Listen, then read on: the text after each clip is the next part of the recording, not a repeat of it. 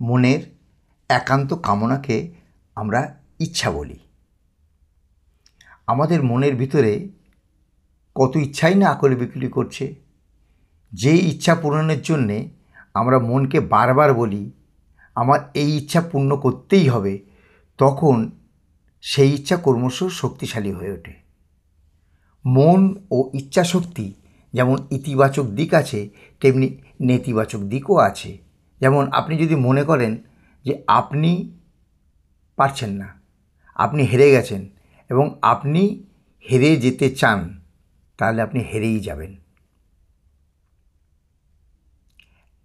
একবার যে আত্মহত্যা করতে গিয়ে ব্যর্থ হয়, সে বারবার আত্মহত্যা করতে যায়। চাকরির পরীক্ষায় ইন্টারভিউ দিতে যাওয়ার আগে যে লোক ভাবে চাকরিটা পাওয়ার যোগ্যতা আমার নেই, সে বারবার ইন্টারভিউ দিয়েও চাকরি পায় না। কখনো নিজের মনের দুর্বার শক্তিকে উপেক্ষার দৃষ্টিতে দেখবেন না।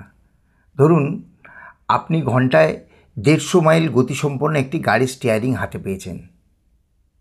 আপনি ফাঁকা রাস্তা পেয়েও যদি 30 মাইলের বেশি গাড়ি না চালান, সেটা আপনার দুর্বলতা এবং গাড়ির অপমান।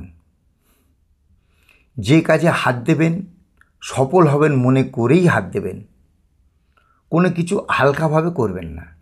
যেমন পরীক্ষাটা দিয়ে দেখি পাশ করব কি না জানি না, ইন্টারভিউটা একবার দেই, চাকরিটা পাবো কি না জানি না, এমনতর ভাববেন না।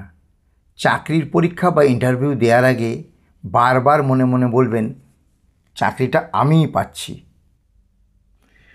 বুদ্ধদেব বলতেন যে একবার জেগেছে সে সমস্ত ভয় থেকে মুক্ত। সেই তখন বুদ্ধ হয়ে গিয়েছে। কখনো সংশয়ের সঙ্গে কোনো কাজে হাত দেবেন না। অনেকে কাজের ভার দিলে তিনি বলেন চেষ্টা করব, কখনো বলবেন না চেষ্টা করব, বলবেন হয় পারবো নয় পারবো না। আপনি কি কাল বিকেলে আমার বাড়ি আসতে পারবেন? চেষ্টা করব। এ কথা বলবেন না, স্পষ্টই বলুন যে ওই সময় আমার কাজ পড়ে গেছে, যদি কাজে না যাই তাহলে নিশ্চয়ই আসব। অথবা বলুন আসতে পারবো, যদি আসতে পারবো বলেন তাহলে নিশ্চয়ই আসবেন।